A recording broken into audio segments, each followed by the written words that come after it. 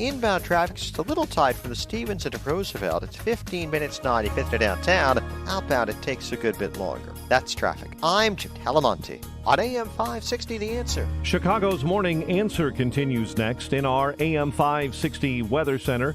Our forecast with meteorologist Steve Williams. Mostly sunny, breezy, nice day. High today 79, clear to partly cloudy tonight, low 62. Sunny day tomorrow, the high 84. Morning shower, thunderstorm on Sunday, then cloudy and breezy. The high Sunday at 81. I'm Steve Williams on AM 560, The Answer. 57 at O'Hare, 58 Midway, 45 this morning in Aurora. And your next news update is at 7:30. Chicago's Morning Answer with Dan and Amy starts next on AM 560, The Answer. This hourly segment is brought to you by HealthQuest Radio with Dr. David Kolbaba. Every Saturday morning at 11, right here on AM 560, The Answer. This is Chicago's Morning Answer with Dan Proft and Amy Jacobson on AM 560, The Answer.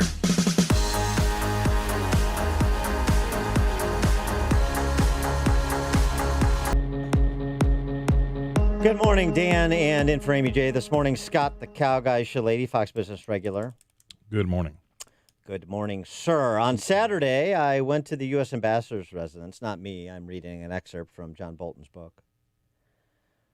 I went to the U.S. Ambassador's residence where Trump was staying to brief him before his bilateral with Macron. The weather was bad, and Kelly, that would be the chief of staff at the time, John Kelly, and I spoke about whether to travel as planned to Belleau Wood monuments and nearby American cemeteries where many U.S. World War I dead were buried. Marine One's crew was saying that bad visibility could make it imprudent to chopper to the cemetery. The ceiling was not too low for Marines to fly in combat, but flying POTUS was obviously something very different. If a motorcade were necessary, it could take between 90 and 120 minutes each way along roads that were not exactly freeways, posing an unacceptable risk that we could not get the president out of France quickly enough in case of an emergency. It was a straightforward decision to cancel the visit, but very hard for a Marine like Kelly to recommend. Well, that doesn't seem to comport with the Atlantic story that's got everybody all aflutter today, does it now? That Trump said, I'm not going to Belleau Wood because those Marines, the Marine dead in France, they're losers, suckers. Oh, and John McCain's a loser and a sucker, too, while I'm at it. Anonymous sources for the Atlantic. Oh, the anonymous source stories during the Trump era. They've really been something. For more on all of this, we're pleased to be joined again by our friend Bret Baier, Fox News anchor and #1 best-selling author of 3 Days at the Brink, FDR's Daring Gamble to Win World War II. Bret, thanks for joining us. Appreciate it. Morning. So John Bolton, you probably have heard, not the biggest fan of Trump these days, certainly before his book. That's a pretty different account of the decision to skip that visit than the one in Jeffrey Goldberg's piece in The Atlantic. Yeah, and I would think if it lined up with the Atlantic piece, Bolton would use it.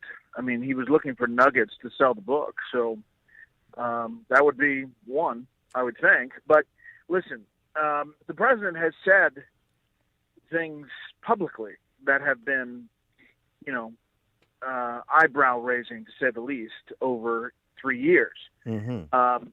So, it's not a hard jump to get to him saying something about, something, but this seems like it doesn't comport with what the people at the time were saying. So anonymous source stories, as you get closer to an election, expect more of them. Right. And this is what we were, Scott and I were talking about a bit earlier in the show, too, is like, wait, I don't understand this.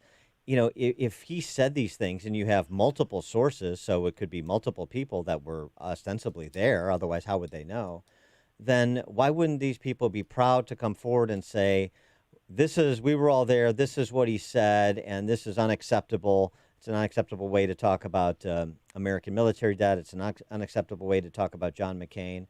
and have it out. They would be heralded by the press corps. So why talk to Jeffrey Goldberg in hushed tones if it's all true? Right. Listen, I mean, there's plenty of people that have spoken out publicly about this president who have worked for him, Bolton included. Yeah. And so, I agree with you. I mean, at least one person on the record seems like it should be the bar that we all go for. If it's explosive like this, it's 59 days to an election.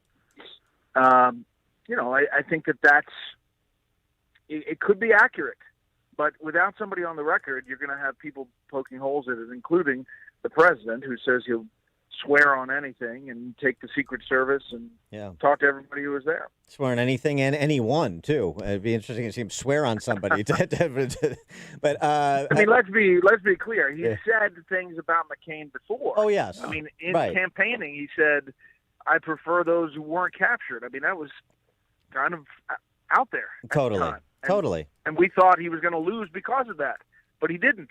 Well, and the other thing about McCain, though, is that the assertion relates to his funeral. There's the assertion of what he said, and then there's what he actually did. And what he actually did is irrefutable. And it seems to me that I think it would be more productive for people to judge politicians, in particular, Trump and everybody else, on what they actually do, not what they said or what somebody said they said in advance of the decision they made. Exactly. And that's the campaign pitch for Donald Trump. Is like, you may not like me. And you heard this again and again and again at the Republican convention. You may not like me. You may not think my tweets are appropriate. You may not think I'm totally presidential.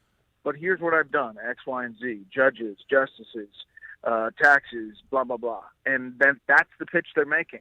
Now, Biden's making the opposite pitch.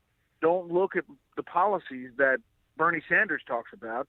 Look at how nice a guy I am, and how I'll restore normalcy to the Oval Office. Yeah, no, exactly. I can't tell you the details of my tax plan, or they'll shoot me, as he said in Kenosha yesterday. Yeah, that wasn't the best phrasing. Well, and really. Yeah, and so, Brett, this is what I think too. A lot of this comes down to the fact that leaders don't need to be liked; they just need to lead and win. All right, and so, how many guys wanted to sit around and have a beer with Patton? I'm guessing not that many, because what a great leader does is he makes sure that everybody knows where he stands on issues without even having to ask him, right? That's what I think a good leader is. So a lot of times this familiarity breeds contempt thing that Edmund Burke wrote about 300-400 years ago.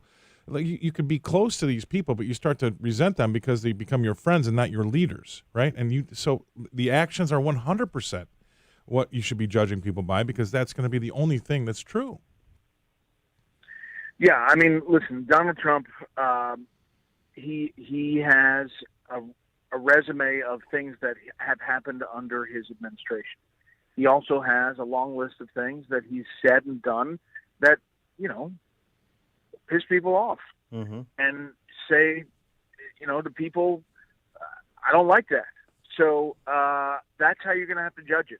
Is one side of the paper is going to be whether you can handle what he says and tweets, and the other side of the paper is the things that have happened in 3.5 years. Can you settle a question that's become a hot debate topic all of a sudden? Who invented the light bulb, Bret Baier? Edison. I don't know. Apparently, you were one of the people who didn't get taught history, according to Joe Biden in Kenosha. Joe Biden saying, this is the problem. We gotta, for example, why in God's name don't we teach history in history classes? A black man invented the light bulb, not a white guy named Edison. Okay? I will bet you a Nancy Pelosi blowout, Bret Baier, that if somebody had asked him, which black guy are you talking about, he would not have come up with the name Louis Latimer, who is actually relevant in this discussion, but he didn't invent the light bulb. That's too long of a name. Yeah. Well, it perked my ears. Everything I knew was Edison, but I guess we're going to have to ask him. But those questions are few and far between. Yeah, well, that's it. And the decision for Biden to go to Kenosha after he wasn't going to go to Kenosha, even with some gentle pushback from the mayor of Kenosha, I get why he wants to come. I wish it would be next week, but so on and so forth. You mentioned this when we spoke to you a few weeks back about, at some point when things tighten up, Biden is going to be forced to come out of the basement. It seems like we're at that point. Yeah, definitely. I mean, he's going to Minnesota. He's going to Michigan. These are places that, he shouldn't have to go to, Minnesota particularly. But, he should be going to Arizona and North Carolina, places that Democrats feel like they can turn the tide, or Georgia or something. But listen, this is the time that he has to get out and about. And, I think that the first debate, September 29th, is really going to make or break this election as far as setting the table for the final stretch. And how did Nancy Pelosi's salon moment this week? And interestingly, with all the criticism Trump gets, some of it deserved, in my view, of punching down too often, particularly with respect to just ordinary Americans. Nancy Pelosi punched down to make this story a lot worse, I think, for her and for Democrats when she decided to go after the owner of the salon and suggest a conspiracy was afoot to entrap her in some way in a haircut. I mean, it's just the most silly thing. But I wonder if it's one of those things where you wouldn't think it would have lasting power, but it does, because it just speaks to something that is really visceral about how politicians treat people in this country. Yeah, I mean, I think that it has that. I didn't think it was more than a 1 or 2 day story, and then she came out and said it was a setup. And then the hair salon owner said, she had it on the books for a while. I've had those cameras forever. This was a slap in the face to me. It got legs, and it just goes to politicians, especially ones that are very wagging the finger about certain things. I think they have a different set of rules. I mean, the same kind of thing happened with Bill Clinton on Air Force One, waiting in LA at LAX, and the whole airport shut down as he gets a haircut from some stylist in Beverly Hills who comes on to Air Force One to give him a haircut. And Bret Hume covered it at the time, and he said, at the first, I thought not a big deal, but then it kind of cuts through because people were like, wait a second, why is that okay? Mm-hmm. And so this may be part, one of those things. I'm not thinking Salongate is going to, dominate the election, but it does make people mad. And the substance of the matter with Pelosi, there any progress despite the optimism of a Mark Meadows on Phase 4 relief package, or is that pretty much DOA? I don't think so. I think that they've got optimism about making sure the government doesn't shut down. But as far as the distance between the stimulus packages, I don't think there's a lot of optimism. I have Treasury Secretary Mnuchin on. I'm sitting in for Chris Wallace on Sunday. Oh, good. On Fox News Sunday. So I'll have Mnuchin, I'll have Simone Sanders from the Biden campaign, and so we'll get some answers from the Treasury Secretary. All right. He is Bret Baier, Fox News anchor, #1 best-selling author of 3 Days at the Brink, FDR's Daring Gamble to Win World War II. And as you heard, check him out this Sunday, sitting in for Chris Wallace on Fox News Sunday as well. Bret, thanks as always for joining us. Appreciate it. See you guys. Take care. This is the morning show more Chicago radio listeners are choosing. This is Chicago's Morning Answer on AM 560. The Answer. If you're in HR, you're probably wearing a lot of hats. Recruiter, team builder, trainer, mediator, policymaker, and of course, paper pusher. But not anymore. Bamboo HR is the #1 HR software for small and medium businesses. It manages all your employee data easily and automates countless tasks, so you can focus on people, not paperwork. Bamboo HR frees you from spreadsheets, so you can do your real job, creating a great place to work. If the data shuffle and paperwork mountain have you ready to hang up all your hats, you're ready for Bamboo. If you handle HR records and paperwork, Bamboo HR is a dream. Let us free up your time and put your days of pushing paperwork behind you, so you can focus on the people and making your company a great place to work for everyone. Try PC Magazine's top pick for HR software free today. Just go to bamboohr.com/HR. This is a limited offer, only available to radio listeners at bamboohr.com/HR. That's bamboohr.com/HR. Balance of Nature, changing the world one life at a time.